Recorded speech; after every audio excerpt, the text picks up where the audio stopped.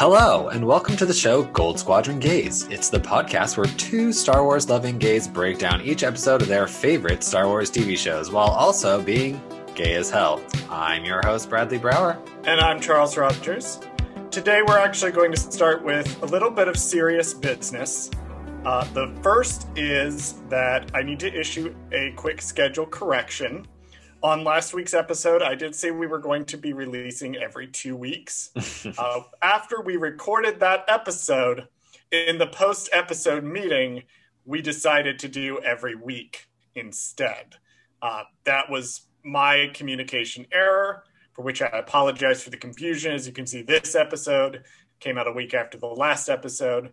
From here on out, they will be recorded a week in advance, and then they will be coming out weekly. There was some news this week. We do feel that we need to address, at least at the start of the show, before we jump into what we're actually planning to talk about today. There's a statement that we've written out that I'm just going to read. Our focus on Star Wars television content means we need to acknowledge the news that Gina Carano will not be returning as Cara Dune for upcoming seasons of The Mandalorian. However, we will not be discussing it on this show, as we do with other important TV news, beyond the fact that we agree with Lucasfilm's assessment of her social media posts.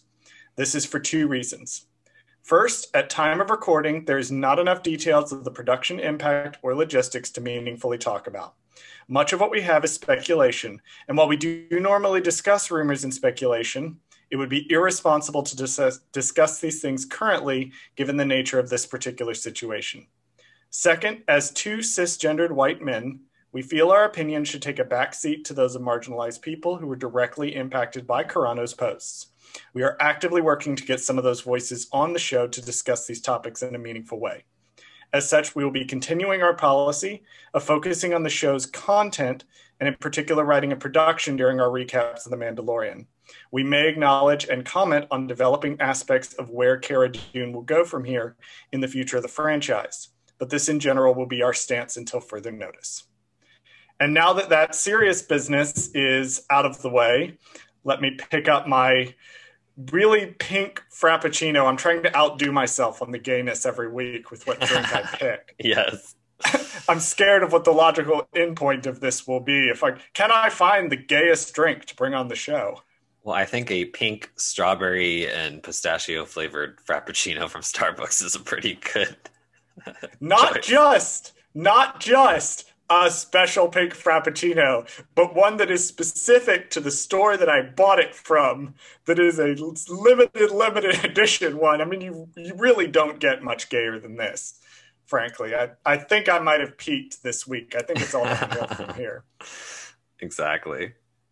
Before we launch into The Mandalorian, which Bradley is ready to talk about. He has quite a few notes on the pilot episode. I did just want to bring up real quick that something happening in the TV sphere that I thought was interesting. Yes, and that is that Lando Calrissian and L33T are going to be in a TV show together on Amazon. Phoebe Waller-Bridge and Donald Glover are going to be in a show that's going to be based off the film Mr. and Mrs. Smith. Oh, so it's not a Star Wars related show, but it is a... No, but it's Amazon those two actors Interesting. Together. So Not L3 and Lando are actually going to end up together. They are. They are. Well, I mean, arguably they were together in Solo. It was just complicated and seems to have been somewhat open. That's hilarious. Okay, interesting. I'm actually somewhat excited to see that, so that'll be interesting to see how that goes. It's definitely something I know we'll both watch, and definitely something that I know we'll probably both talk about. Yes, in the future. They are Star Wars alums. So maybe not necessarily something we'll devote whole episodes to, but something we'll be keeping our eye on. Gotcha. And then also it's L337. Oh, not see, T. I got it confused with L33 or L33T, which is the way of typing the word leap that it's a play on. Right, but you're supposed to do, I think, the 7 instead of the T so that it's like coded. I guess that's what they did. I did so much research preparing for this episode to make sure that all of my facts, because I know we said things wrong about The Mandalorian in episode 0 of The Mandalorian recap. We called the volume the hub or the hive, something like that. Oh, so it's called the volume. It's actually the volume, and specifically, it's called stagecraft is the particular volume. So I went and I researched a whole bunch of things, and then somehow I forgot the proper designation of one of the main characters in Solo. Well, we're not even talking about Solo, so I'm not mad at you. I don't think anybody else cares too much. I'm mad at myself. On this episode, we're going to take a look at The Mandalorian Season 1, Episode 1, now titled Chapter 1, The Mandalorian. Jesus Christ. And, because they can't call it the pilot, so they had to call it something. But notice they do it in chapters, so it's interesting. Yes. I do a joke thing with the BBC Netflix Dracula show that I hate with a burning fiery passion, where I'll, as I mentioned in conversation, gradually append things onto it. So I'll say Netflix's Dracula, and then later on I'll say BBC's Netflix's Dracula, and finally it gets up to like Stephen Moffat's, Mark Gaddis's, Netflix's, BBC's, Bram Stoker's Dracula, to some ridiculous. That's how I feel with these Mandalorian chapter titles. It's the way you basically the way I described it. Yeah, because I literally, that's how I do High School Musical, the series. That's a good series, though. That's a good example of that.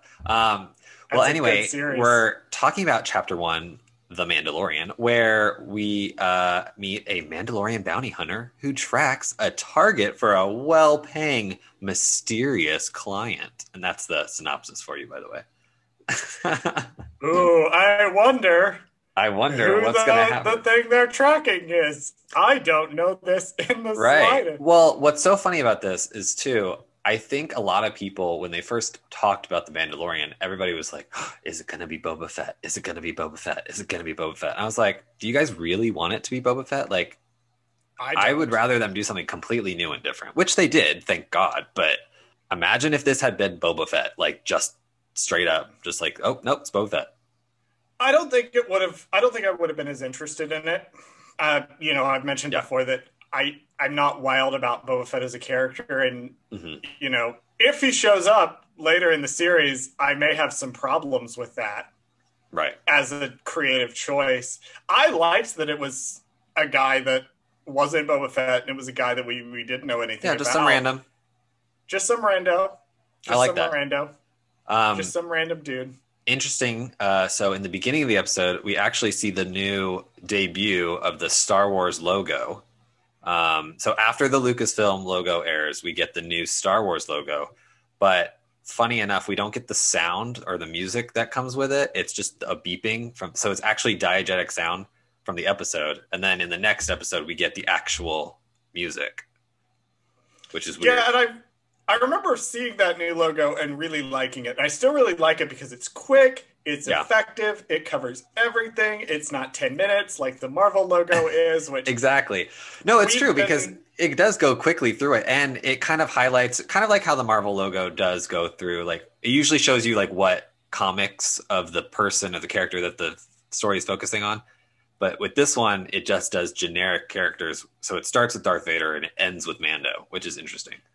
The end of that was the original Marvel logo, was they had the comics that would flash over. Right. Now it's like this 10-minute right. You're right. Like, victory lap. And when you go to watch WandaVision, you have to sit there like 10 minutes of look at all these movies we made. Oh, I forgot about that. Yeah, they show they show clips from the movies in there instead of the comic books. You're right. Mm-hmm. That's interesting. Okay, well, now we have a new Star Wars logo, which is cute. And then we finally open up on our mystery Mando man. And I do want to say, right from the first shot, we were talking last time about the volume. Yes. That they use, that I mistakenly called the hub. But it is the volume. That it's already pretty seamless. Like I saw behind the scenes, I went and did some research on the episode after I watched it again. And I was looking at photos, and the volume looks incredible. And it already looks incredible. And looking at the shots now of even just his hand with the thing in the background, it's so seamless. It looks real for because I mean, if you ever go back and watch the gallery, which is the making of the Mandalorian, you can also a good show.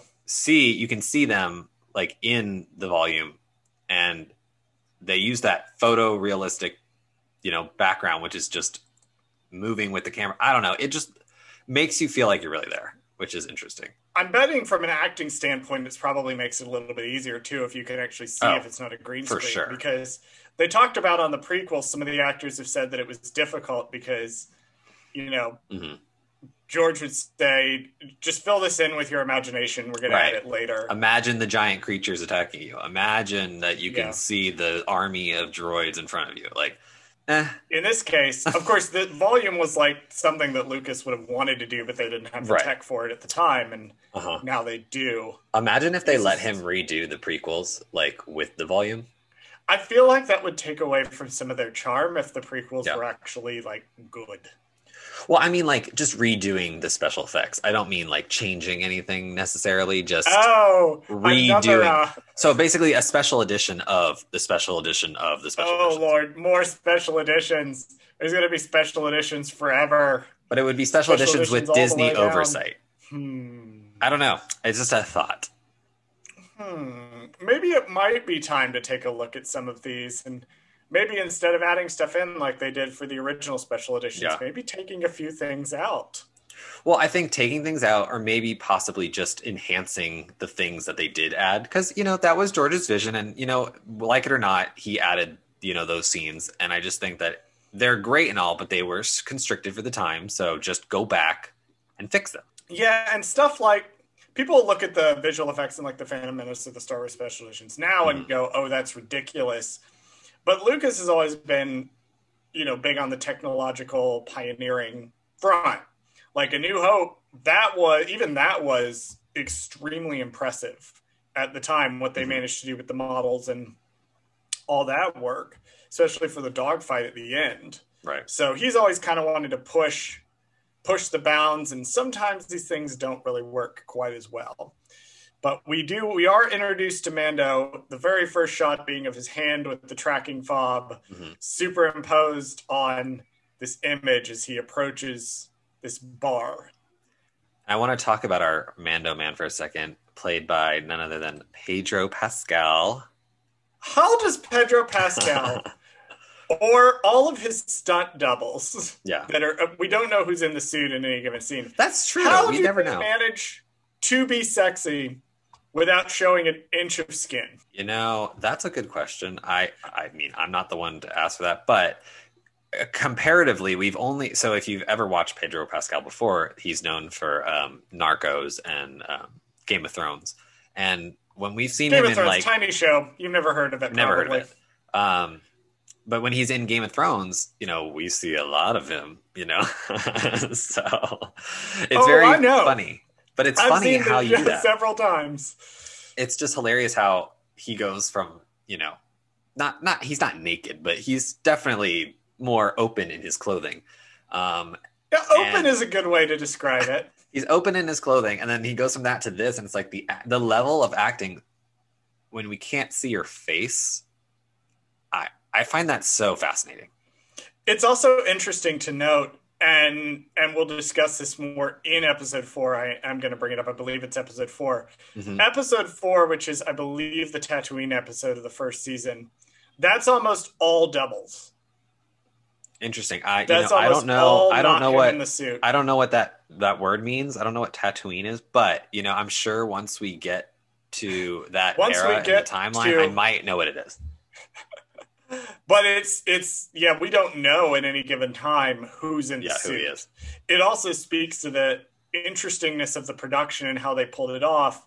Right. That they can have this kind of, everybody has such a good sense of the character, at least at the beginning, that it's consistent. It's consistent across the board. Well, and then once we meet Mr. Pascal in his little armor, we go into the bar. And we see a new blue alien that I don't think we've ever seen before getting beat up. Yep, who are going to cut his phalanges off. Or whatever. What did they say? His glands?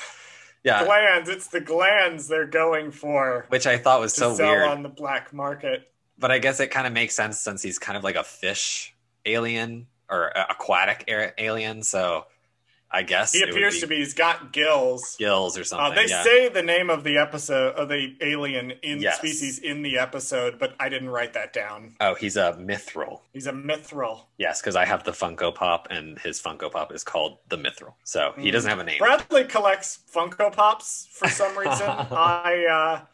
I have never understood it, but then he has always been unable to understand my obsession with collecting the much more expensive Lego sets. So it's just kind of even on that front. Do they have a Mithril Lego set? Or has he a minifig of the Mithril? No, they don't. All they have thus far, so they have three Mando sets that we know of, two of which have come out. There is one of a machine that shows up in a later episode of the first season for one episode. A machine, okay. A machine of sorts that has Mando, a couple of thugs, and Cara Dune. Okay, and then they have the Razor Crest, which has, I know Grief Karga, I know Baby Yoda, I know another Mandalorian figure. I believe IG-11 is in that one as well, and I believe interesting. Scout Trooper might be in that one. I would have to look it up. And there's a new one that's come out with Mando and Baby Yoda and a Tusken Raider. And that one I've been keeping my eye out for because I'm buying it the literal second I see it. Oh, and I guess there's a giant statue of Baby Yoda that you can get that I haven't purchased yet for some reason. Well, the Mithril is played by a man named Horatio Sanz. He's a comedian / actor. And I was trying to look him up, and I really didn't know anything he was in other than SNL. He was on SNL for a while. Really? Yeah, he was on SNL for a long time, which is crazy to me because I was like, I don't know who that is. Like, it was weird. What's funny is when I looked him up, the one skit that I actually do know him from, or vaguely know him from, is there's a skit where Jimmy Fallon is on the show or whatever at the time, and it's Rachel Dretch, and they're at Disney World, and she's playing her character that's always like a Debbie Downer. Yes. And so they're at Disney World, and Horatio Sanz is sitting at the table with them because he's a part of their group. So I just thought that was interesting that he was in that skit, and I was like, oh, I've seen him in Star Wars. See, I didn't go and look up who played him. Oh yeah, he's a comedian. I was like, I know that I've seen this before. Every time I watch the show, I'm like, I wonder who that actor is. I should go and look it up, and then I never do. Well, I think with Mando, there's a lot of those. Like a lot of people are coming on playing one character, and it's like a spot kind of thing, where it's like a guest star.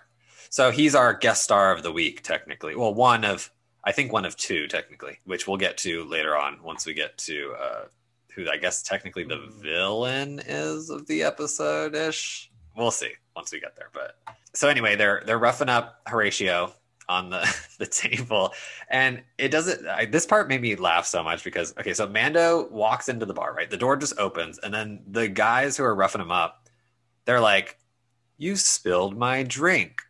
Like, what? Anybody could have walked in the door, and I don't know. It didn't make any sense. I was like, that's how they're going to get them to like try to go up to Mando and be like, I'm going to talk to you and be mean to you so that you beat me up in a bar fight. On the one hand, it's a cliche. Yeah. Or a trope, rather, I should say. Of the Westerns. On the one hand, it is a trope of the Westerns. Yeah. On the other hand, have you been to an Atlanta bar at 3:00 in the morning? No, everybody leaves at 3. Because that can happen. That's not a thing that is unsurprising. Sometimes people are just looking to throw down with the first fully armored man that walks in a minimal suit of armor. Because this is the scene that we see in the trailer, or a part of the scene that we see in the trailer, where the Quarren gets cut in half. And I did note at the time I said I thought that was the implication in the show that he got cut in half. Yeah. When I actually went back and rewatched the episode, I have in my notes, dude gets cut in half. Yeah, it's heavily implied by the sounds. that he gets cut There's out. the sounds and the little drop. Yeah, the little drop. I remembered the sounds, but I didn't remember the little drop. The down Yeah, I didn't either. It's like, oh yeah, but you hear the squish. Darth Maulin it. Yeah, you hear the squish, and then you hear the thump of the body, and you're just like, oh, well, that happened. I thought it was funny, too, because it was like a very, like, here's the badass guy that came into the bar and just beat everybody's ass, you know, like, and he just proves it by, look, I just killed that guy.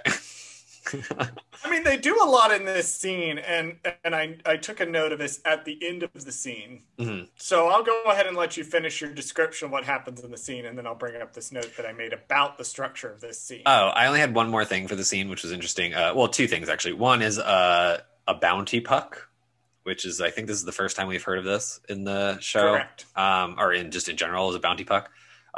What's it called? The Arab or Orabesh or whatever that pops up with the guy's face says wanted.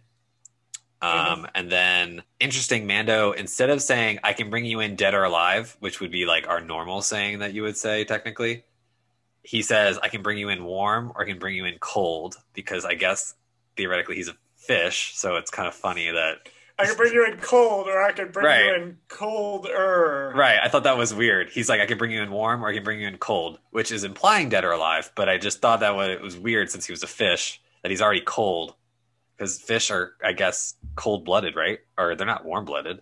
They're not warm-blooded. They're like, or he's more amphibian, I guess, right? So he would be a cold-blooded creature. Yeah, the note that I had made at the end of this scene was looking at it from a purely a writing standpoint. When you're setting up a character, you want to set up a character like this is a fine line you have to walk, because you have to set up the character that isn't unlikable but needs to change over the course of the show. Yes. You can't have your protagonist, particularly in a show like this, it's a little more morally ambiguous. You can't have your protagonist be somebody the audience immediately hates, but there has to be room for them to grow. And this scene, you can see a lot of, they do a good job of setting up how cold he is, how detached he is. He doesn't care about the money. He's very professional. Yeah. Almost kind of heartless in a way. But, you know, he's beating these dudes up and like bisecting this Quarren in the door. So clearly this is a man who isn't really living for anything. This is a man who he's doing a job. Is just doing the job. Right. And doesn't have anything to care about, which is right off the bat, right even before we hit the smash cut to the Mandalorian, we're already there. Right. Yeah, I thought that was so interesting. Oh, and so this is where it cuts off, right? This is where the title screen comes up? This is where the title card comes in. Okay, so title card, Chapter 1, The Mandalorian. So I think that's a pretty good, like just from a not seeing any live action Star Wars up until this point, this first scene being the opening scene of any live action Star Wars movie ever, it's pretty exciting. TV show. There have been a few live action movies before this came out. Okay, live action TV show. But I'm saying, if out of opening scenes, though, I think this is a very exciting first opening. I guess in TV dramas you'd call it the teaser. Yep. So this is a great teaser. You can kind of tell how the acts are broken up to an extent in this, but it doesn't seem, at least on watching, to be broken up into sort of what the traditional It's slightly different. Teaser Act 1, 2, 3, 4, 5 would normally be, because they're not having to do the commercial breaks in this. But it's still following it to an extent. But as far as teasers go, you know, it pretty much sets up what we need to know. Here's what's to expect. Here's our main character. Well, I actually got really excited in the next part. So moving on, I got excited because he's got Horatio, and I'm just going to call him Horatio from now on because he doesn't have a name at all. He never does, gets one. but we don't learn it until the second season. Oh, did they give him a name in the second season? I thought they didn't give him a name in the second season. Uh-oh. Well, we're going to have to find out once we get there. Yes, we'll have to just keep watching. Like a year from now. So he takes Horatio. Well, right now he's Horatio. So Horatio and him are walking out there on the ice, and they go up to the ferryman. And this is where I got really excited watching this for the first time, because not only is this I don't know if you would call it an Easter egg for Empire, but it's a nod to Empire. And we get to meet the ferryman. And the ferryman is a what's called a Kubaz alien. So it's A New Hope that the Kubaz is in. Oh, it's in A New Hope? I thought it was an Empire. The informant in Tatooine who tells the stormtroopers where the droids are. That's in Tatooine? That's a Kubaz. Why am I remembering that as something that happened in Empire? I don't know, but it sounds like we probably should rewatch these movies here soon. Maybe I should watch the movies again. Well, anyway, my point is that Kubaz character was so cool because I had the toy of the character from A New Hope as a kid, and I don't know why I randomly had him as like one of the toys that I had, but he was just like one of my things, and I always had him be like Darth Vader's like personal assistant or something. So he's Vane. You came up with Vane before Vane was a thing. Who's Vane? Vane is the character in Rogue One who makes a very brief appearance, who comes in and says, Director Krennic has arrived. Oh, he's like the little, not Smeagol character, but not Nosferatu. What's the little humpy guy's name?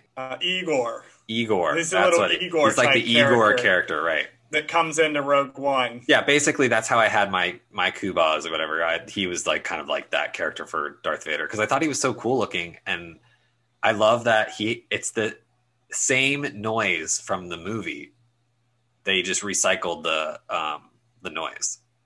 I thought it was interesting in the scene that they went back and forth between translating what he was saying. That they didn't translate the first little bit. And then when he's talking to Mando, they did translate it. Although I felt like they really didn't need to. No, I felt like the I don't implication think so. of the scene would have been clear had they not done that. If they just had the thing kind of start talking. Yeah. And then Mando flips him a coin, and then he blows the thing again. Right. That would have been fine to communicate it. Well, I thought it was funny too, because I don't think especially in TV shows, if somebody's speaking a language you don't know, unless the thing that they are saying is important to the plot, you don't need to hear a translation. Like, for example, he says something along the lines of like, do you need a ferry or something? I don't even know what he says, but the droid is the top model, and he's trying to protest. He's like, it's like a new thing. Flips him a coin. Is like, we don't need to know that, which is like, because it's implied, like, of course you want a droid to do everything because droids are more efficient. Fun fact, the actor who plays the Kubaz, his name is Chris Bartlett, and he was the first actor to ever play a Star Wars character on the Disney Channel, and he portrayed C-3PO, which was crazy, because, only Golden Tony does that. Or did do that, I guess. I was about to say. Yeah, I think this is after he got too old. No, I've never seen him do I've never seen anything where he's not the voice of C-3PO. Yeah. He's like Tamura Morrison back during the Attack of the Clones Revenge of the Sith era, where just every time you had a clone, it was voiced by Tamura Morrison before D. Bradley Baker took over it for the Clone Wars. But Anthony Daniels is the same way. Like, every time there's C-3PO in anything ever, it's probably going to be Anthony Daniels. That is so wild. That is interesting. I think it's just because he got to the point where he was, too old. Not that he couldn't do it, but I think it just took a lot of effort for him to do that stuff. So it's just like he's done cashing those paychecks. Yeah, he's good. But what's funny is this guy, Chris Bartlett, also in 2009 was summoned to the White House to meet President Michelle Obama, and Obama, of course. President Michelle Obama. President and Michelle Obama. No, let's just stick with President Michelle Obama. I know, it sounded pretty good, right? Fine. That sounds fine. That sounds fine to me. But he was in costume as C-3PO and in character where he met them. Oh, neat. Because it was I think it was Halloween or something that he went there. And so C-3PO got to meet Michelle Obama and Obama and Barack. That was so funny. So yeah, this actor, he also plays like a lot of droid characters in Star Wars stuff. So I think that he actually plays particular droid later on in the show that we'll talk about. I don't know where you're going, so I this know will be it could be. interesting for me It's a to fun learn. little teaser for the future. But yeah, boy. so I mean, that's all I had on the ferryman. I didn't talk about the guy driving the speeder because he's another comedian who's been on shows, been on Big Bang Theory and stuff like that. I just didn't have his information pulled up because I was trying to save time. The guy driving the speeder, that scene where they're having the conversation back and forth. Yeah. Every time I've watched the show, the first few times I watched it with the subtitles off. This time I watched it with the subtitles on. Yeah. Because I wanted to make sure I caught any references I hadn't caught before. The scene is complete jargon. If you read the actual subtitles, the script, complete jargon. Half of it is words that are not like actual words. They're like Star Wars words. But the tone, the way the scene is written, the tone of the delivery, like it is very clear that they're talking exactly what they're talking about without needing to know it. And that's part of the beauty of Star Wars dialogue executed well, is you can throw these references in there and go, everybody turns into their own personal stink pit. Right. We don't know what a stink pit is, but we know from the tone and the context, our brains automatically fill in. Yeah. Stink pit is like a place where people dump waste from their spaceships, probably, or like a junkyard, or it's that's what I like the way planes flush out their, or the rumor is, at least I heard, that planes flush things out in midair as you're flying. Like we get that. Supposedly. We get, that's what's going on here. Right. We're looking into potentially getting a flight attendant on the show, so I'm going to have to ask him. We'll have to ask them if that's true or not. But that was my note on that scene. Well, funny that you talk about a flight attendant because we get to see our first look at our newest aircraft, which is the Razor Crest. I have to get my hands on the Lego set for that thing. It's I thought it was so funny in life right now. I thought it was so funny because Horatio looks at the Razor Crest and he does the classic joke of, that's a hunk of junk, he's like, I'll buy us like a taxi or something to take us to wherever you want to go. I'm not getting in that thing. Get us on a luxury cruiser, please. Get me out of here, please. Because he's looking at it like, what is this piece of crap? And I'm like, why do they always talk about these ships like they're pieces of crap or they're junkers or something when they always look like fantastic to me? I'm like, the Millennium Falcon is a beautiful ship. The Razor Crest is a beautiful ship. I don't understand. Because beauty is in the eye of the beholder. I guess so. When you're wine drunk at 1 a.m, Grinder looks a lot different than it does at 1 p.m. So it's all perspective. I had the same reaction, because to me, you don't have much context for what a good ship should look like. Mm-hmm. When you're a kid and you're watching A New Hope, so when he says, that's a hunk of junk, you're like, no, that's the coolest fucking thing I've ever seen in my life. Right. And then you look at the prequels and some of these other ships and some of these luxury ships, and you're like, oh yeah, the Millennium Falcon is kind of junk. But what's interesting to me about it is every scene the Millennium Falcon is in, or every game the Millennium Falcon, there's always like the biggest ship in the squadron. Like it's this huge cargo ship that gets treated like a combat ship. I thought when I first saw the Razor Crest on screen, I was reminded of the bounty hunter ship from Star Wars The Old Republic. Because it has a lot of that same vibe of trying to capture the bounty hunter aesthetic without just being Slave One again. Right. And it had that same vibe to me, where you had the kind of decrepit, it's limping along, but it's got like the kind of smooth look to it and feel to it, kind of like Slave One had. So that's what it reminded me of when I first saw it. I went, oh, cool, they've basically done that again. And then it gets attacked by a giant monster. Giant walrus monster thing. Giant walrus monster. Yeah, because I actually looked at the monster this time, because I think the first time I watched it, I wasn't really paying attention to the monster. But I think now, when I watched it, I was like, oh, it has giant tusks. Like, it looks like a walrus, which I thought was interesting. Walrus monster. And I thought, I love Star Wars. And this was a fun little scene, too, because it's supposed to be a callback to, the first time Boba Fett is introduced in the holiday special, because he pulls out his phase pulse blaster. I had to look it up. And he shocks the beast or whatever with it. And that's what Boba Fett does with his same thing, blaster, pulse blaster, in the special. Favreau and some of the other people that worked on the show are famously fans of the Star Wars Holiday Special. And in fact, Life Day gets a name drop. The first canonical mention of Life Day. First canonical day drop of Life Day, which means it really happens. And then a few years later, they did a whole special about Life Day. So they're famously fans of the Holiday Special. But I will say, I have noted here to bring up, this is not the only reference to a TV movie that we will see in this episode. No, it is not. I also have those references too later on, but we'll see if they link up. I noted that one particular because it is the best Star Wars movie. The only other thing I have from this little encounter and then flying away, though, was the part where Horatio is sitting there trying to make conversation with him, and he goes, well, actually, before I do that, this is our first, I'm going to make a curse count.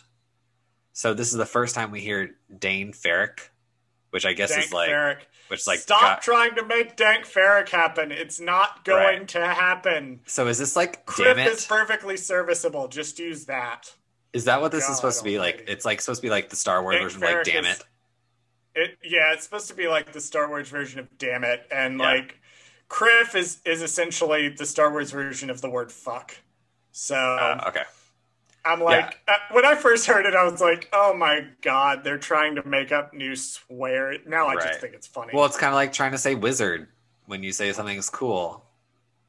Well, yeah, have you been 9 and not known swear words yet? Yeah. Because you live with your mom and only talk to your boss. Right. Well, I think it's kind of funny too, because it's kind of like a way for them to use damn it in this without having curse words, because technically it is on Disney Plus, so they don't want to do too many, bad words. Quote. They swear in the sequels. They swear at least once in the sequels. In Rise of Skywalker. They definitely say damn, and they definitely say, it's not really a bad word, but they reference Christian hell again in the new ones. Corellians in universe, it's at least Corellians have a version of hell. Corellian hell. Fine, but I'll call it Corellian Rise of Skywalker, Poe says something to the effect of "move your golden ass" or something to C-3PO. So, well, I'm gonna keep a curse count. I'm gonna every time they say Dane Farrick count. Yeah, I'm gonna keep a Dane Farrick count. So this is the first one. There were a few notes that I had from this scene that I wanted to bring up. I love the horror movie vibes in the Razor Crest hold when he's walking along, where he's going from place to place, and then Mando just kind of appears behind him. It's so creepy, and I love it. It's so, amazingly, this episode was directed by Dave Filoni. Yes. Who is the guy... If you're listening to this podcast, you probably know who Dave Filoni is, but just in case you don't, Dave Filoni was the executive producer and showrunner for both Star Wars The Clone Wars and Star Wars Rebels, where he famously worked directly with George Lucas for The Clone Wars and is often seen by many people as Lucas's direct successor in terms of being the internal gatekeeper for things like how the Force works. This is his first live action thing that he directed. And notably, you can't tell. I was going to say, notably, what he does with his power as this, all keeper of Star Wars stuff and his first episode ever, he introduces a vac tube. He introduces the fact that people in Star Wars use the bathroom on their ship. Yep. He shows it. And it's called a vac tube. It's right there. Well, the Razor Crest is supposed to be this small, he's limping along in this tiny ship. At time of recording, I live in a 295 square foot apartment in LA, which, I have to chop a finger off every month to pay rent for. And the bathroom and my regular desk and my kitchen and my work desk. There's no break between any of those things. It's all right on top of each other. The Razor Crest has kind of that same feel to it, to where everything's just crammed in all together because he's living out of his ship. It's not a big ship. It's an old ship. Well, he's almost in like a camper. Yep, it has one of those weird like air conditioning and the lights maybe flicker occasionally, and the smoke detector had to be replaced because it started beeping at 3 a.m, and I'm on a tangent about my apartment now. Moving on. Well, I was gonna say he has the vac tube toilet, which looks like just like if you've ever been on a camper or a trailer, it's the same thing. Like it only flushes when or it doesn't like hold water, as much water in it. So like when you flush it, it would like suck it out real quick. So I just thought it was so funny. I told you airplanes do this. I told you they pull It's basically an airplane toilet, which is interesting. And then he also, you can kind of see it in the corner. It looks like his bed is just like a cot, like an army cot. Like that's all he has for a bed. So I thought that was weird too, because I was like, damn, this guy is living this terrible camper lifestyle where he is just on the road all the time. He really is not in a position to be adopting any children. Right? But then he, of course, like you said, he sneaks up on him and he freezes him in carbonite all of a sudden, which was kind of a fun little nod. This annoyed me. It's supposed to be like a emergency measure that the Empire does. The whole reason Han Solo gets frozen in carbonite in the first place, nobody has any idea whether or not this is going to work. Right. And the idea is that Vader wants to make sure that he has a way that he can bring Luke to the Emperor, but he doesn't want to kill him. Right. So they're like, well, we've got these prisoners who are expendable. I'm going to test the procedure on Captain Solo. Right. If it kills him, that sucks. We will know not to do it on Luke. If it doesn't, great. This is what we're going to do. So anytime like the Old Republic in particular does this, they do bounty events and things. I get it. It's because it's part of the Star Wars feel and the Star Wars aesthetic. Right. But it kind of, every time it happens outside, and it annoys me more when it happens pre-Empire. Post-Empire, like Mandalorian, okay, maybe it's gotten out there. Maybe people have figured it out a little bit more. Right.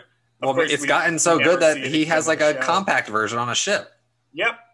Which is an amazingly fast period of time to do this and have it work. But I get it, it's part of the aesthetic, but it's always annoyed me because it's like a rudimentary one that's in this like backwater mining colony. But then why does Mando have a fully functional version of it that seems to have a high success rate on his ship? This has always bothered me. This will never not bother me in anything. Although I will say that the carbonite frozen Jar Jar that used to be at Lucasfilm, I don't know if it's still there, that was pretty funny. Oh, okay. Well, I was going to say that was just a fun little, nod to Empire, I guess, if anything. But then they land on a new planet. Navarro. Which we don't know it's called Navarro yet because they don't do subtitles or anything. No, they don't Rogue One this. Yeah, I thought that was so interesting because like they overdid it in Rogue One and then they don't do it at all in this show. Like they don't even tell you. And unless the characters say, I am on Navarro, I am on Tatooine, like we don't know where they are, which is nice. I don't think we need to necessarily all the time because I like the premise of just like, we're just in space. We're just on a planet. Like, it's just a planet. Like, who cares what planet it is? We're just on this planet. Like, we're only going to be here for this episode, so who cares what planet it is? So we land on there, and we walk through the streets, and then we meet Greef Karga. Greef Karga. Played by Carl Weathers. And we learn, I guess if we didn't know before, we now know that we are in the post-Empire time. There is a lot of world building that happens... It's this regarding setting up where we're at, just in case you don't know. Right. Maybe you're coming into this for the first time. Yeah. He calls the guy calls the Razor Crest pre-Empire. Pre-Empire. Mando Yeah, I forgot about references that. that the Empire is gone. There's also just like there's so much jargon in this show. Like Right. the bit of the conversation where they're going back and forth talking about chain codes and pucks, and I'm like, this is just like, again, watching it with the subtitles on, trying to actually follow the dialogue Right. as written instead of just following it organically in the scene. There's been a few times in the rewatch that I've been like, what are they talking about? Because I didn't catch it the first time. Like chain codes in particular. Right. It took me both rewatches. I rewatched it twice to prep for this episode. Both of them to figure out, oh, chain codes are the statistics. Right. Yeah, I didn't know that at first because he does bring that up and later on when he's talking to the client. But one of the funny things that he brought up was the Empire credits, and he's like, here, I'm going to pay you in this currency that doesn't exist anymore. Because if you think about it, if everybody's using Imperial credits at the time and that government falls, then that means Imperial credits aren't worth anything. Now, we do see later on why he can't really take Imperial credits. The real reason he can't take it. He takes this Mon Calamari flan, which looks only takes half. So funny because they're like squishy. It looks delicious. That's what I said. They look like gummies. Well, when he's talking, when he gives him the calamari flan, because he eventually just accepts it, he mentions the client. And when he mentions the client, he's like, I can't tell you. It has to be a face-to-face thing. Did you catch the reference that Mando gives when he's talking to Grief? He says, what does he say? Your favorite mention of an old Star Wars show that never came to fruition. Underworld. He's asking whether or not the client is Underworld. Yeah, that sets up more too, and that's more jargon that kind of sets up, if you're eagle-eared, how the universe works. Because, of course, the first question is going to be, is he connected to the crime syndicates? And the crime syndicates, if you follow Star Wars TV, you know, were a really big deal in the early Empire because Maul had united them at the end of the Clone Wars briefly before he was captured at Mandalore. I think the bounty hunter stuff and how it works it's still interesting to go back and look now, but I think watching the episode, it's because Carl Weathers is the one spouting it, and Carl Weathers is so good at exposition. Yeah. He brings a certain weight and a gravity to Grief Karga while not being super, like, campy, unapproachable. He's not like certain other characters that we will meet later on in the series.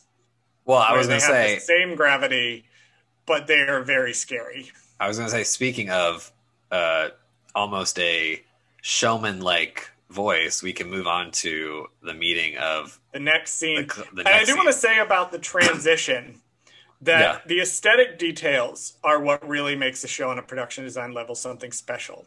Yeah. The empty hallways that he walks through, of, you know, having to walk into an alley to go through this door to an empty hallway to get to the meeting, where you would think, you know, an Imperial base would be normally staffed with a lot of stormtroopers, or the stormtroopers themselves, they're very dirty. They haven't cleaned their armor.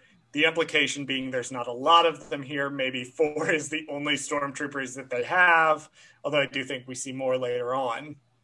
I love that whole, again, horror movie vibes to it, where he's walking through these empty hallways being led on by the Gonk droid.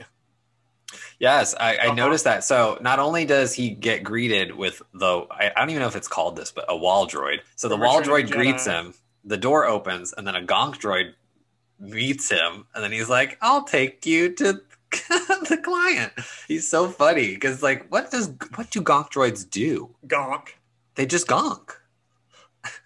Yep, gonk. Just gonk. I love it. So he goes into the room, and we're surprised because we see the client sitting there at his desk surrounded by dirty stormtroopers. The client, played, of course, by Werner Herzog. Played in, I thought that was so quotation weird. Marks. It was so weird that they got Werner Herzog for this. One, I want to know the story behind where he even came from. Like, who even approached him about this? Was like, hey. I want to know, is he even acting in this role? Because he doesn't seem like he's acting. He's not. He seems like he's just doing Werner Herzog, but He Werner Herzog is. is already kind of like alien and ethereal. I think he just shows up and is Werner Herzog, and Yes. it's perfect. So not only is the client there with the stormtroopers, another character, Dr. Pershing, comes in. I didn't look up his information because, I wasn't trying to go every single. I mean, I could have looked up Stormtrooper number 3's information, but I didn't really want to. But Dr. Pershing came in, and the only thing I had about him was, of course, on his right arm, we see a Camino emblem on his person. So immediately people are like, oh my God, he's a clone or scientist person. It's probably a genetic engineer of some sort, or a genetic scientist is probably what he is. That caused a lot of speculation, the thought being, did you want to clone? Of course, there are theories, and I have mine as to Pershing's role and what he wants to actually do. I think we'll get more into Pershing once we get to the second episode, because I think once he shows up again, then we can talk more about it. 3.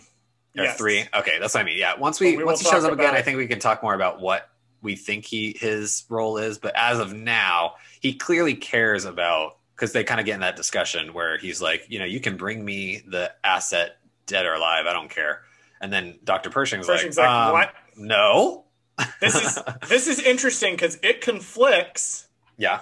The implication is that Pershing either has never been in one of these meetings before, or when he has, the client has instructed them to bring in the asset alive.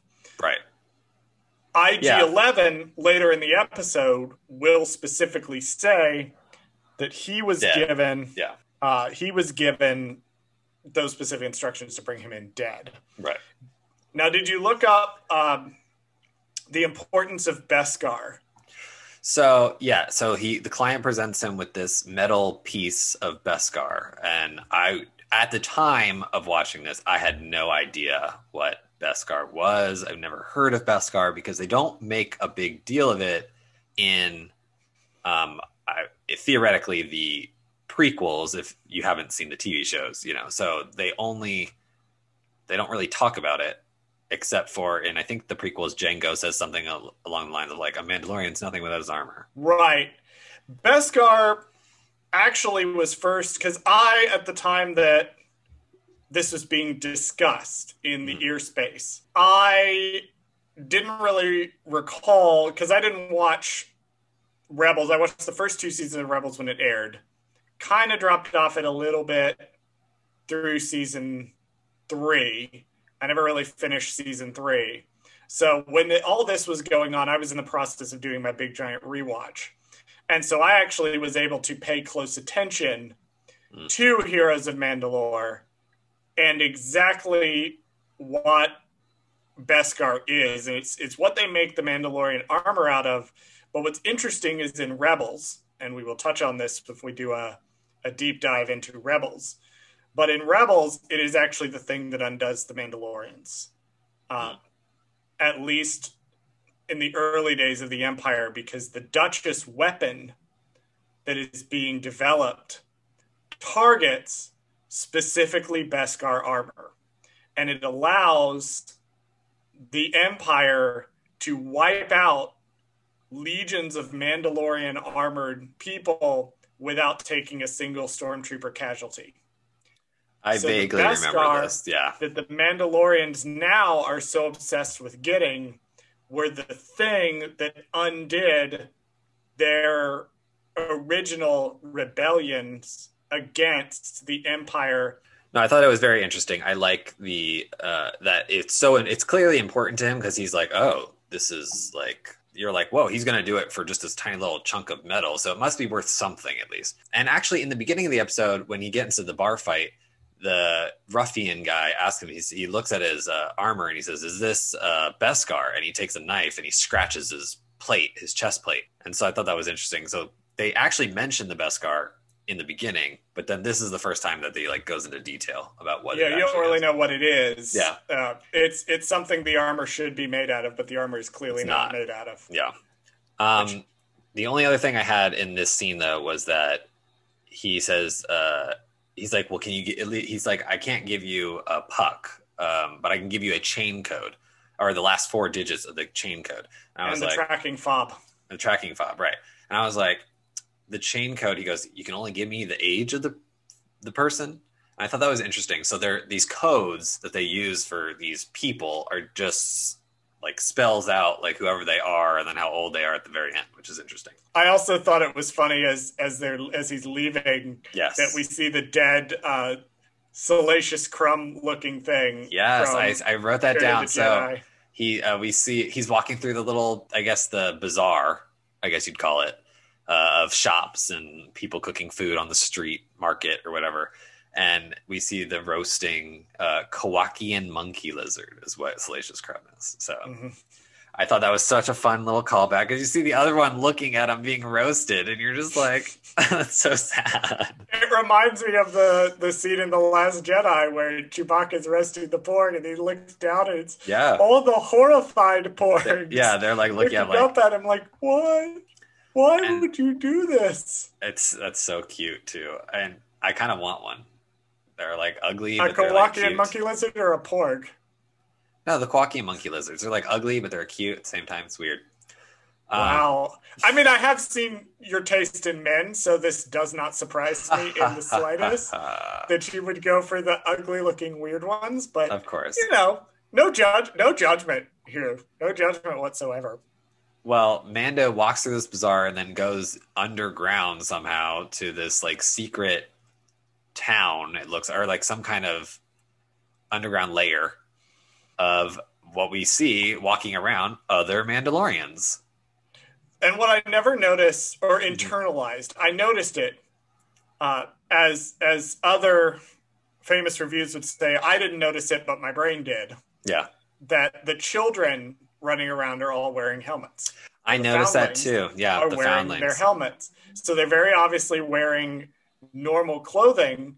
Yes. They're not wearing armor, also but they're wearing their helmets. Which I thought was weird. So it's like you automatically get a helmet as a foundling, but you don't get, you have to earn your armor as you go, I guess, which is weird, but interesting. It's just like delving into the lore that we don't really know much about at this point. It's the background details. Yeah. I talked about aesthetic details and the fact that the children running around, you can see them, they're just normally dressed, but they're wearing these Mandalorian helmets. Right. Because at least as far as we know in the show, right, the Mandalorians, this is their whole thing, is that they never take their helmets off from the moment they put them on. Yeah, you know what's funny is I didn't think that was weird when I was watching this. I mean, it is now that I've watched, all 2 seasons plus Rebels and, Clone Wars and the prequels.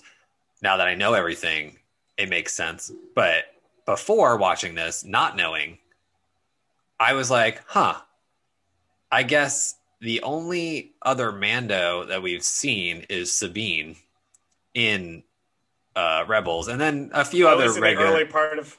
Yeah, at least in the early part of it. If you're just watching the movies, then the only Mandos you've been exposed to are Jango Fett and Boba Fett. Right, who are pretty much, for the most part, always wearing their helmets. If you watch Clone Wars, they take their helmets off, and not really a big deal is made of it. Mm-hmm. My original theory when I watched the pilot was that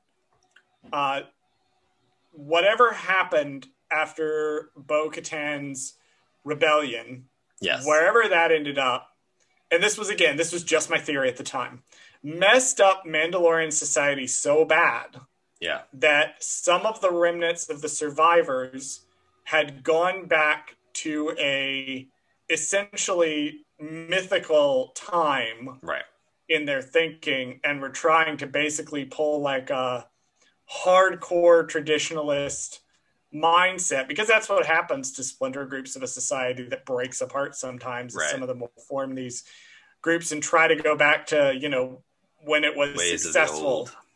The ways of the old, and they're romanticizing it to an extent. That was my original theory, which wasn't too far off the mark, but it wasn't quite accurate. Well, and it's kind of, you kind of hit the nail on the head with that, because we kind of go into the armorer's little den area, which is very, the blacksmith, very old school, like Knights of the Round Table stuff. So it's like going It's like almost like a blacksmith by way of like a Japanese sensei, how you would Yes. approach one, and where Hmm. he gets down and he kneels.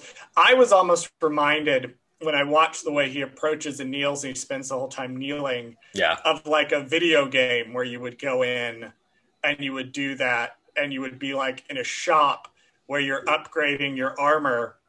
And I was thinking, oh, I mean, Ubisoft's doing an open world Star Wars game. I Right. wonder whether or not we're gonna have something like that in there. Please be about the Mandalorian. I actually don't want it to be about the Mandalorians. Well, and I also thought I it was want it to be interesting about something too. else. So we meet the armorer, and this is, if you do not watch the shows, this is the first time we see a female Mandalorian. She is. She's gonna be back. There's no way. I don't know. There's I don't know no what you're way talking they're about. not set herring her up. I don't know what you're talking Even about. from the importance, all of the major characters that we see in this pilot are clearly Yeah. set up as major characters for the series. Yeah. Grief Karga, Right. the Mandalorian himself, the Armorer. Well, you're right. The armorer will probably come back in later episodes in this season. Yes, I'm hoping. later episodes. And I also think that that we don't know about the Armorer, and the pilot doesn't tell us very much. It doesn't tell her. us much about her. I thought she was very interesting. She's actually played by actress Emily Swallow, which I do know because I watch. I know her from Supernatural. She plays the Darkness, which is God's sister in Supernatural. Which See, I don't remember that in the only 5 seasons of Supernatural that exist. Well, there's 15 seasons of Supernatural, so I mean, people keep telling me that, but I've only heard of 5 really good seasons, and then nothing else happened. Well, I like her. She's great. I think she's really good. I actually really like the character of the armorer because if you think about it too, if you do watch the cartoons, you know that so far most, if not all, of the leaders of Mandalore that we've seen have all been women, or at least officially. So like there have been. I mean, there were other male leaders, but there's 5. There's at least they're all women leaders. 3/5 of the people we've seen be the leader of Mandalore, right, are men, but the women have had the most screen time as leader of Mandalore because there was Satine Kryze. It was I'm trying to remember whether or not they were officially leader. Pre Vizsla and Darth Maul. Well, no, I was trying not to mention like overthrowing or like trying to be the leader. So, but for the most part, Olmec is, I guess, I think Olmec is technically in charge when Maul is quote unquote in charge. And then there's Gar Saxon, Bo-Katan, Kryze, and then Pre Vizsla briefly. Yeah. Well, my point was, I'm assuming at this point in the timeline that we're watching, if he looks at her at least as some kind of, like you said, some kind of sensei or some kind of like older, Japanese person that you respect. So I feel like she is, if not the leader of this group, she is kind of the elder of the group in some capacity. So she seems is to be the one dictating things, which Well, I think she knows the most about at least their history. Because she mentions there was the Great Purge. She mentions, foundlings. She mentions all that stuff. And actually, this is where we first get to see quick flashes of Mando's backstory. It's possible, and I do love that sequence, and I still love that sequence a lot. It's possible, and it's interesting to think about that she's our key to knowing about the Mandalorian culture in the pilot. Right. She's clearly the key to knowing about it for the Covert, which is the actual name of the group of Mandalorians that are living down there, the Covert. The Covert, yeah. But it's possible that her version of it might be flawed. Yeah, we don't really know. One person. Well, as far as we know, she is establishing things the way that she wants them to be established, I guess. So we don't really know anything else because we don't know her backstory. We don't know where she's from. We know nothing about her. Yeah, we know nothing about her, except for the fact that her helmet is different than most Mandalorian helmets, which is kind of cool. Like I said, if you haven't seen the shows, you haven't really seen any of the other helmets that they have. But in this, because Jango and Boba have, standard Mandalorian helmet looking helmets.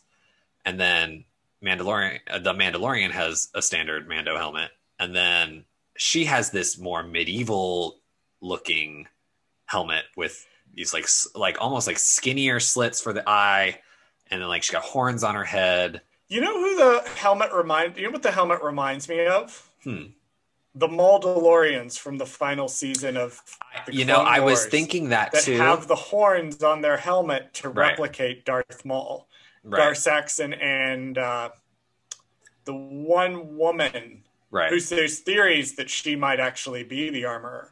Ooh, interesting. I wouldn't be surprised if they were connected in some way, because it is weird that she has horns on her helmet.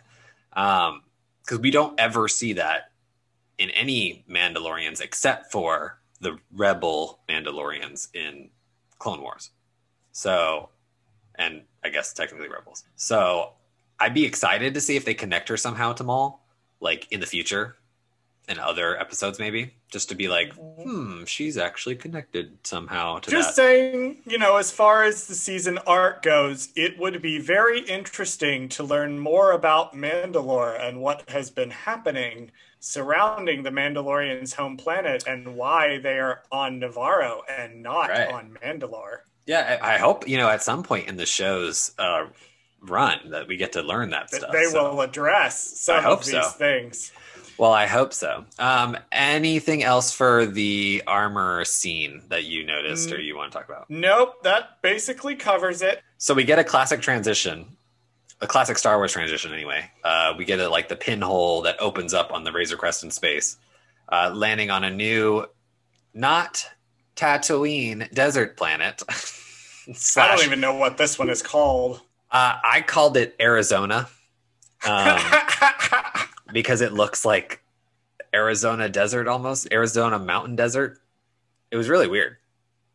I always thought it was interesting that National Geographic was involved, and now I realize why, because of some of these sweeping landscape shots in the pilot. Well, I thought it was funny. So they kind of reminisce you to think it's Tatooine too, because he gets out and he pulls out his little plasma rifle thing and he looks through the scope. And it's got the classic scope, looking through the goggles feel. It's Star Wars. Right? But he's doing that. Like Star Wars. But I like how he's doing that because they do nod to A New Hope. Because when he's looking at the blurgs, he kind of looks at them like Luke was looking at the banthas on Tatooine. And then all of a sudden, in his scope gets Blurg. Full. Yeah, Blurg attacks him. Blurgs, of course, famously first appeared in the best Star Wars movie that Disney Plus are cowards and will not put on their service. Right. But they did famously make their debut in Ewoks, The Battle for Endor, the best of all of the Star Wars movies. That's so funny that you say that. I honestly didn't know that they were in that until I researched this because, I knew what the blurgs were because, yes, they were seen in both the Clone Wars and in Rebels. So I knew what they were, but that was after I had to go back and be like, oh, these were the blurgs from the Clone Wars. I didn't know that they were in Ewoks, The Battle for Endor. Yes, that is where they originated from. Right.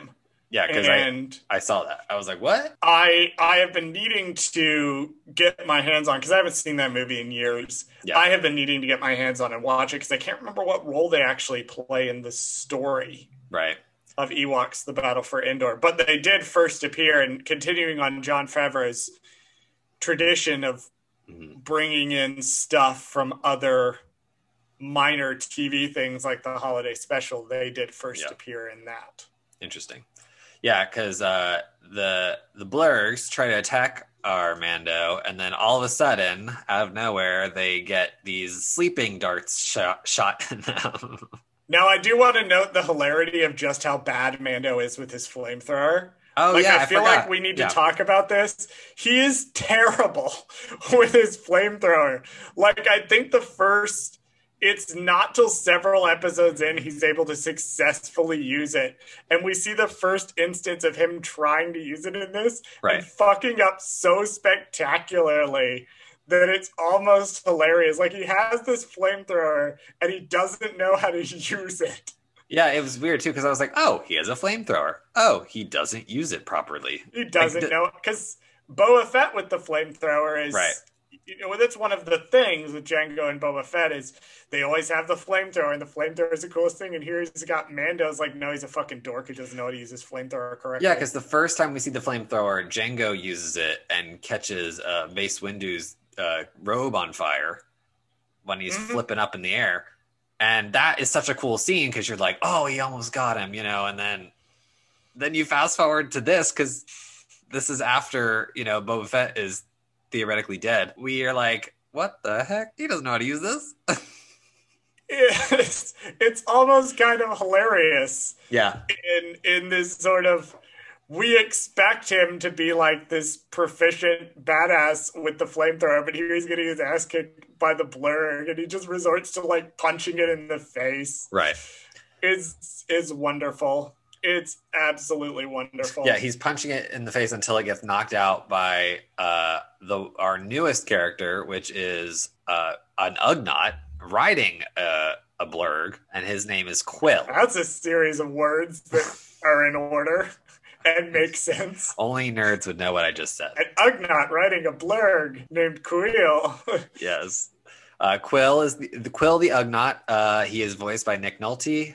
And he is performed body-wise by stunt woman Misty Rosas. See, I gave credit to whoever was in the makeup because yes, the makeup doesn't move very much. No, and there's still some impressive emoting going on, and particularly in the voice. Well, if you watch the gallery, you can see that they use a remote control or some kind of robotic system to move the mouth, or puppet the mouth, I guess I should say. This is not the only impressive episode of puppetry that will be in the show. But I thought that was such an interesting, because I didn't know that it was a puppet thing. For all I knew, that it was CGI. You know what I mean? So I thought it was makeup that was just layered on top. Just layered on top of her face. The movement of it all goes back to this production design and how they put so much detail into the mechanics, and they threw everything at the wall with the Mandalorian in terms of how it works. I also think that as gay men, we need to adopt the phrase "I have spoken" a lot harder than we're adopting. I have spoken. I have spoken. I have spoken. Yeah, I thought about it. That's it. Well, there's our outro for later on. We have a version of it. I said what I said. I said what I said. But I think that personally, for me, I think we should have been adopting "I have spoken." That would make brunch so much funnier. I have spoken. I have spoken. No, I have spoken. I have spoken. Well, it's true, because that's what most people go, I said what I said. Nope, I've spoken. I've spoken. That's it. I've spoken. Okay, I'm going to start, once the plague is over and I'm able to go to brunches again, I'm going to start deploying that. Yes. I've spoken. So our Ugnaught friend helps Mando and then takes him back to his house. He's like, yo, come to my house where I got a farm of all these little chicken nuggy boys that are hopping around. Chicken nuggy boys. These little blurgs. They're like little fat chickens or something. I don't even know what you would call them. They look like little chubby bunnies bouncing around. I'm to an extent reminded of the Griska from Knights of the Old Republic, which get onto. There's a bit on Tatooine where they infest your ship, and it's really quite funny. Okay. These tiny little things wandering about. Well, and then I was gonna say, how big are they? They're not the same size, are they? No, they're not the same size. But they remind me just of them a little bit in terms of how they're wandering about. Yeah, they seem more like they're not cows, but they're almost like sheep or some kind of herding animal. So they're not it almost seems like Quill is using them. It's hard to say what he's using or training them for. They might have other uses that we're not aware of besides writing. Or they might be, I would have to look into some of the biology of these creatures. I'm sure there's some kind of bestiary of Star Wars characters out there somewhere. They had a visual dictionary. Maybe I should be reading it.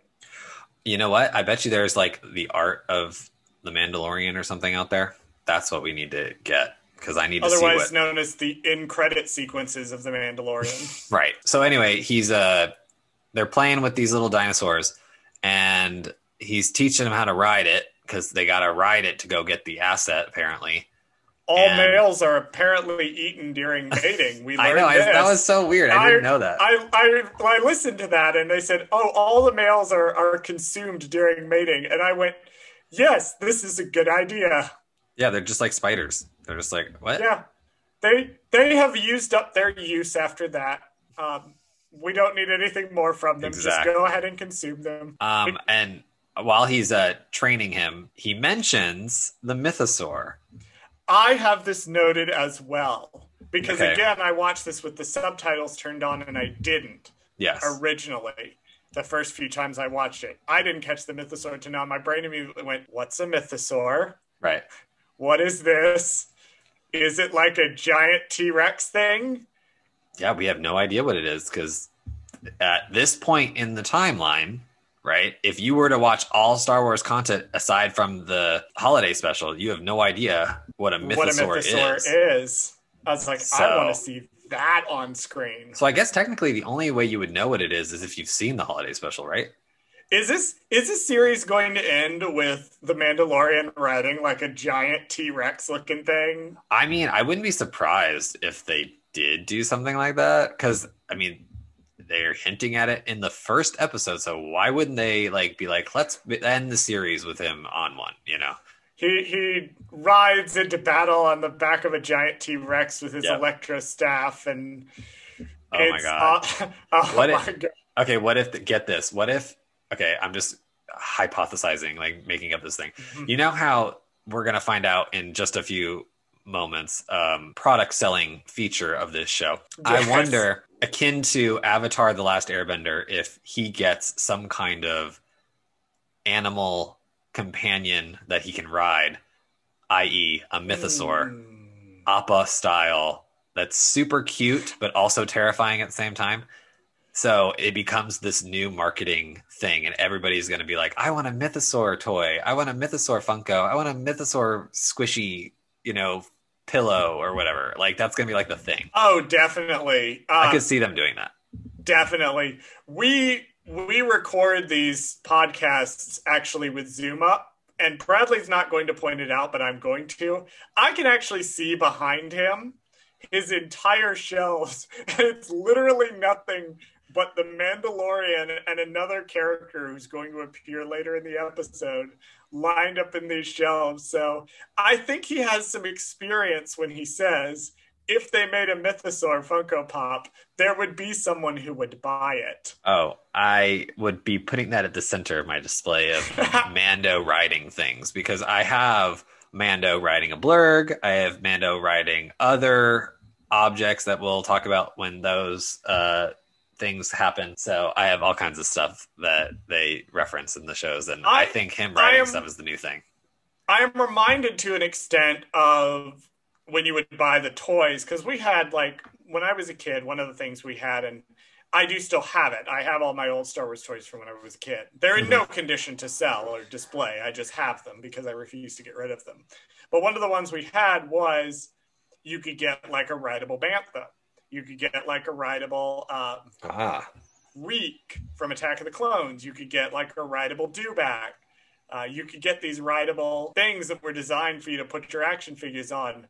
Rideable Mythosaur, Disney, when? Right. Oh, you just need to see one on TV, and then it's done. You can make it. That's my big Mandalorian prediction is a Mythosaur will show up at some point in the show. Going to show up at some point in the show. I think so too. So let's say 2021 in February, we predicted that Mythosaur shows up. Fast forward to 2024, season 4 of The Mandalorian, and the Mythosaur shows up in the series finale. Or this is the big event that they're teasing with all of the various Ahsoka and Republic. It's they eventually do a team up show. At some point in that, they're going to ride. It's going to be the Defenders, but done right this time. Yeah, it's the Defenders, but it's not exactly terrible. So after they they chat and he learns how to ride one of these blurgs. The Ugnaught takes him all the way to this, I guess it's like a base or something where they're keeping the asset protected by a bunch of aliens. Nikto are specifically the aliens. And it's all one race, which is right. They're just different colors or something. We've seen the Nikto work for other groups in various diverse groups. The only one we've seen that's comprised entirely of Nikto was Hondo Ohnaka's crew in Star Wars. Is he a Nikto? Wars. He is a Nikto as well. Oh, okay. So we've seen Nikto before. I was wondering where we saw them before. It's just hard to tell sometimes. Famously in Jabba's palace and on the sail barge sequence. Yeah, they're like the bad dudes or whatever. The bad dudes from Jabba's bodyguards palace. Or something. Okay, Canonically, though, the most famous named Nikto is Hondo Ohnaka. Hondo, okay. Who we know is banging around at this point because he's still banging around between Last Jedi and Rise of Skywalker. And I don't see it not happening, but like since they're using him so much in, in Disney World for all their rides and stuff, you think he'll ever show up in one of these TV shows? Yes. I don't see why not. I mean, yes. He seems like the kind of character that if you gotta put somebody in there, you might as well put him in because he's fun. He's a fun character. Fun. I think he would actually do well on this show. This kind of like Jack Sparrow sort of pirate type. He's essentially the new Jack Sparrow, which is nice. He could definitely show up, either in Mandalorian. I think it's more likely he would show up in either Rangers of the New Republic or Ahsoka. Oh, yeah. You're right. I didn't think of that. But, or Book of Boba Fett. He stands a pretty high chance of showing up in Book of Boba Fett. Yeah, put him in that show. Perfect. Just put him in all the shows, and make sure you get Jim Cummings to voice him because he's clearly he has a lot of fun with the role. Keep the original voice actor, but I don't care who plays him physically. I mean, that could just be anybody, We will discuss the concept of live action characters with different actors here in a few episodes. Right. We're getting to that. But we get through these sweeping, beautiful Nat Geo Vista shots, and we arrive at the base, and we meet IG-11, somehow not immediately dying, like you would expect if you're just going to walk in. And Taika, how do you say his last name? Taika Waititi, who is a director who is most famous for Thor Ragnarok at this point. Right. He has also directed, as far as films people would know, Jojo Rabbit. He directed What We Do in the Shadows and is an executive producer on the TV show What We Do in the Shadows. And he is currently working on the fourth Thor movie, Thor Love and Thunder, which we mentioned back in our pilot episode of this podcast as using the volume to actually shoot. Yes, and he's hilarious. I think he's that fantastic. Somehow he delivers a performance in this show as IG-11 in a way that I don't know anyone else could, because it is the puppetry of the IG-11 unit or robot or whatever it is, droid. The way it moves is so fascinating. I remember watching it in the trailer because we saw it in Empire, and every iteration of it, is pretty standard human movement. It's just it's a droid, and part of it is because we really only see it in video games. Yeah, it's not. I've never seen it personally do any of the wild, crazy stuff. Then you pull out the Mandalorian, it's like we can see what it can actually do, and it's twisting around. It's basically like a mobile turret. I remember seeing this in the trailer and being like, that is the coolest thing I've ever seen in the trailer. Because we've never really got to see IG-88 from the original trilogy do anything. We just know his name, and he probably sold a few toys, and that was about it. He was there, and he looked cool. Yeah, he just looked cool. Watching him move, and his head spin, and his arms spin, and his legs move in like all different directions, just being calculated as he marches, and he's shooting all these people. I mean, this shootout scene was the coolest scene. No, and it was something that blew me away in the trailer too when I initially saw it, and I was like, holy crap, this is so good. Yeah, the whole scene is amazing. This is so amazing. Yeah, and it's I didn't take a lot of notes as far as this scene goes. No, because I was just because enjoying there's it. not a lot there. It's fun, and that's sort of the essence of Stars, and that's something that the Mandalorian really captured, Right. really very well. Was at the end of the day, Ishida is fun. Like he jumps on the turret, the mobile turret at one point, Right. and is moving it around. But I did think it was interesting.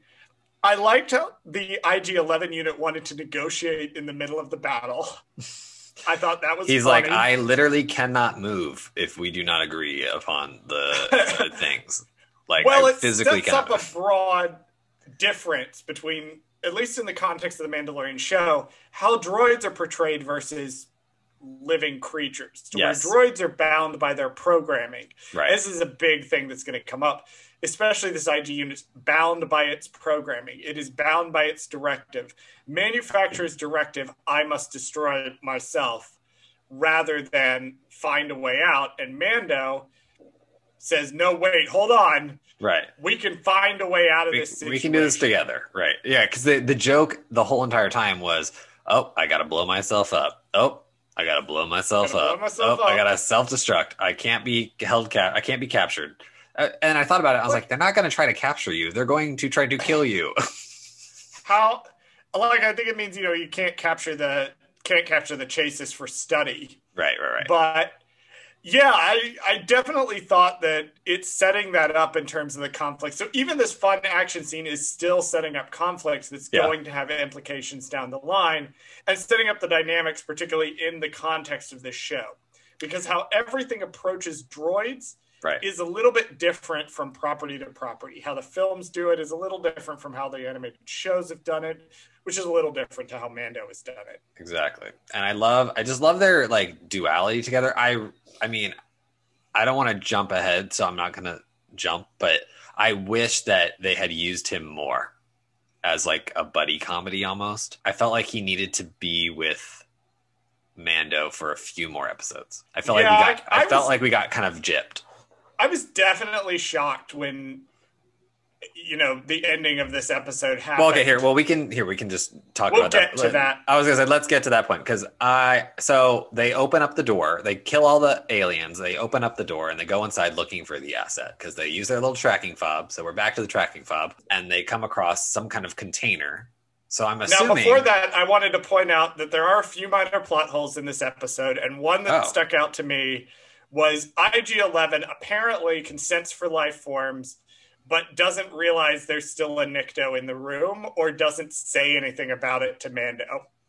So do you think that maybe he only was registering the one because the Nikto didn't come into the room until after he had scanned? It is possible. Like, again, with most things in Star Wars, you're not supposed to think about it this hard. True. But it's something that I noticed that was like, if this show were less universally liked, people would have complained about these quote-unquote plot holes in this show to the same degree that they do with certain other properties. That was just something I noticed. But they do find the container. Right, which I'm assuming is what the fob is tracking, is the container, not inside the container. Well, we see the fob tracking the guy in the opening scene, too. Oh, okay. Yeah. So it may be tracking so maybe DNA. It's DNA somehow, but how would they have the DNA of the thing that they don't have yet? That's an interesting... So that's why I think it's... We're going to do some research on the tracking fobs, and we are going to come back to that. But don't promise that. I'm going to do some research on the fobs. All right, you can figure out how the tracking fobs work. I'm going to figure out how this is my mission in life. I'm going to figure out how the tracking fobs work. Exactly. So they open up the thing, and we get probably the coolest twist on established Star Wars lore that I've seen. Yeah. In a very long time. Because I think for 1 second we get a shot that is inside the container looking out. So we are inside the container looking at Mando and IG-11, which that first shot gives it away. But that first shot, you were like, what the fuck? What is happening? You're like, especially what? If you're someone like me who knows that Lucas was famously against revealing anything yes about this, and you're like, are they gonna actually I think when we see the green ears and we're like, wait a minute. And then when they finally show his face in the second shot, the fuck? Did Yoda have a child? What just happened?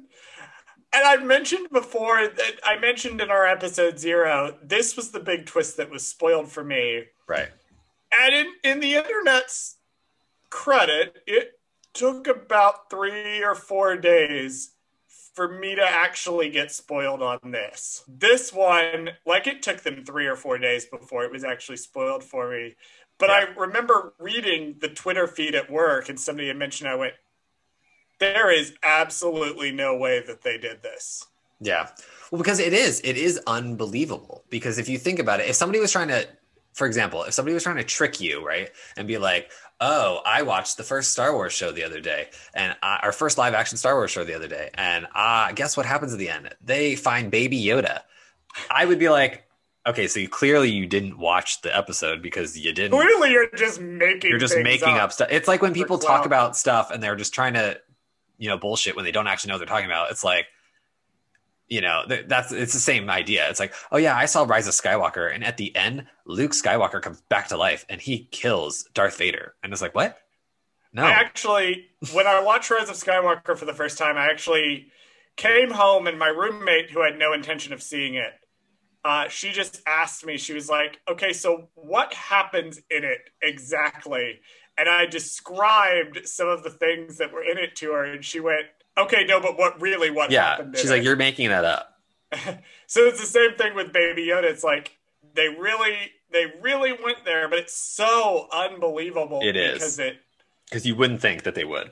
On the other hand, the minute you see Baby Yoda, and I remember this too, going, oh, there's no way this thing is like as perfect and adorable and amazing as everyone says it is. And then I saw a GIF of Baby Yoda and I went, it's so cute. I have seen this thing for 10 seconds, but if anything happens to it, I will kill everyone in this room and then myself. Well, speaking of if anything happens to it, Mando and IG-11 are like, IG-11 at least is like, oh, I have to kill it. And he's like, no, we should bring it in alive, because that's technically what, they told him. They said, Mando, hey, you can bring it in alive. But clearly the robot, they didn't care. So they were like, oh, just kill it when you see it. Kill it.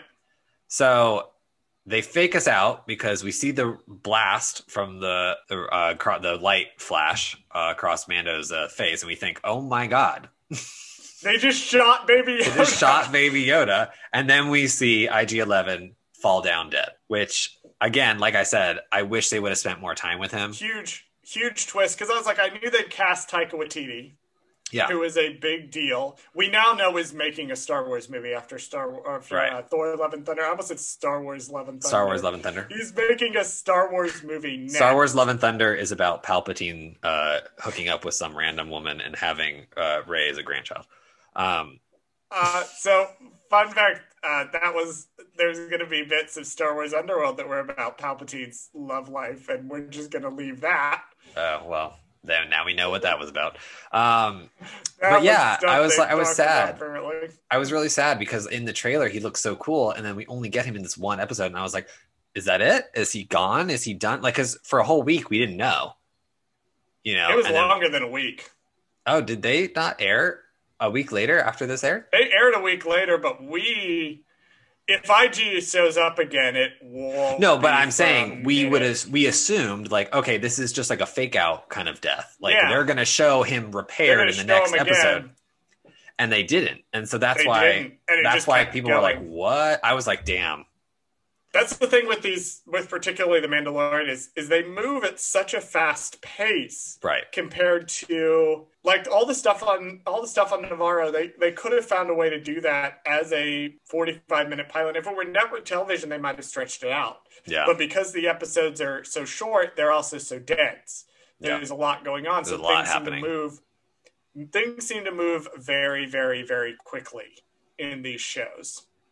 Where in network television, maybe they wouldn't move as fast, or even a normal streaming show, they wouldn't move quite so fast. Right. But these are so short that, as we could tell from the analysis we've done, there's so much A to lot. look at. Yeah. There's With just little everything in things, it. just little silly things that you're just like, oh, that's from this, that's from this, that's from this, that's from this, that's from this. So But then we get the it's great. final shot of him reaching down, and then Mhm. it goes to our wonderful artwork that we Well, see. you know what the final shot is, though, right?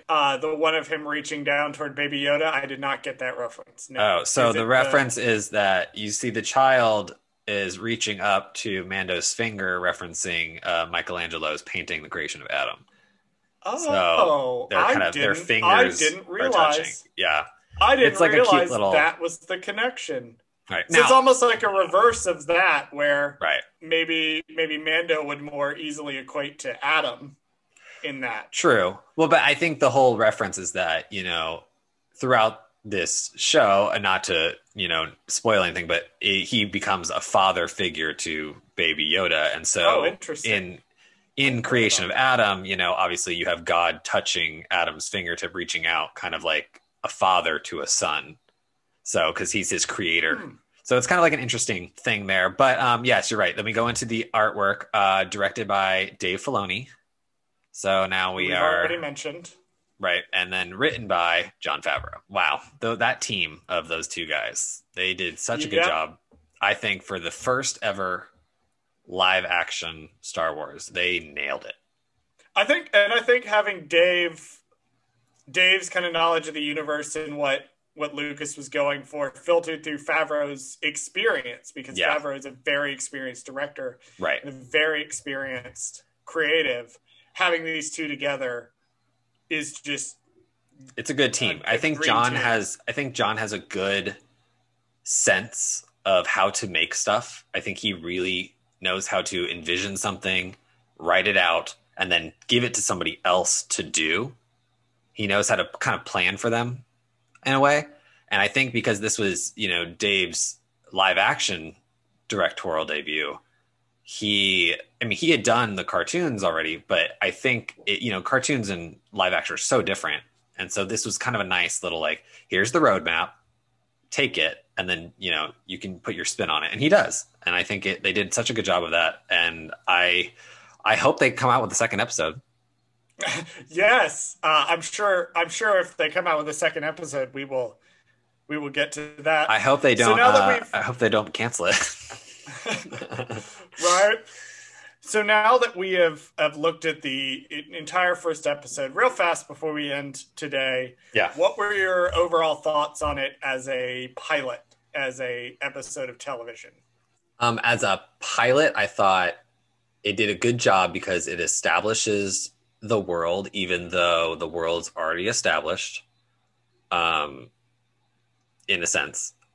And I think it also develops Mando's character, or sets up his character for his story arc very well.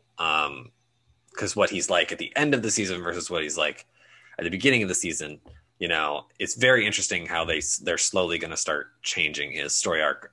But he starts off as this, rough and tough guy. So I think they do such a good job of that moving forward.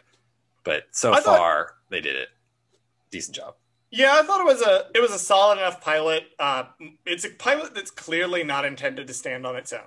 So it's a pilot where they clearly intend that you're going to keep watching after it, and they know it. The job isn't really to hook you like you would see like with a pilot for network television. Right. There's no real B plot. There's kind of a C plot with the one scene with the blurgs where he learns to ride the blurg.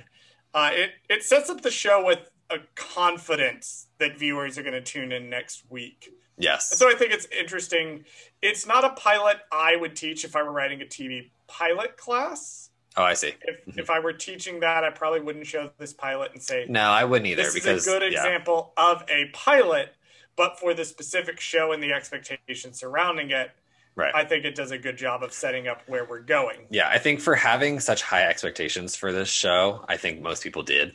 Especially when they saw that trailer. I think they did a good job of meeting the expectations and then setting up expectations for later on, because they kept that Baby Yoda thing a secret, which is nearly impossible to do. That's amazing. Considering the entire plot of Rise of Skywalker leaked online like a few days before the movie premiered, and like We've had whole plots of movies leaked. We have stuff leaked all over the place. Yeah, There's I just don't understand two big things that I'm frankly shocked that did not leak in The Mandalorian, and one of them is Baby Yoda. Zero people, nobody knew Baby Yoda was coming. Yeah, that is insane. I mean, there must have been some kind of major ass penalty for knowing about Baby Yoda or they shot that last scene with a select few people. Well, they shot the whole season first, so that's amazing. It reminds me of that time. Yeah, they had the whole season done before they released it. Interesting. I am reminded of that time. One, the time that Disney bought Lucasfilm and nobody knew it was coming. Yeah. But I'm also reminded of that time that it was Beyonce, I think, once dropped an entire album, complete with music videos, literally out of nowhere, onto iTunes, and not a single person that was involved in any of these music videos ever leaked it. No one knew it was coming. Sometimes there's these moments where it's like, it just comes out of nowhere, and it's great. Right. Well, I think that's all for this episode. What about you? I think we are good on this episode front, and we will be back with the second episode next week. But I think we have largely analyzed we have now spent collectively, I don't know what it's going to come down to in editing, twice, almost 3 times as long as the episode itself discussing it. Right. Hey, that's what happens when you dive deep into these Star Wars shows. There's just so much. That's what happens when well, as I say, gay men love to talk, Star Wars fans love to talk. It is natural that combining the two would lead to a lot of talking. Exactly. Well, I don't know about you, but I have spoken. I have spoken.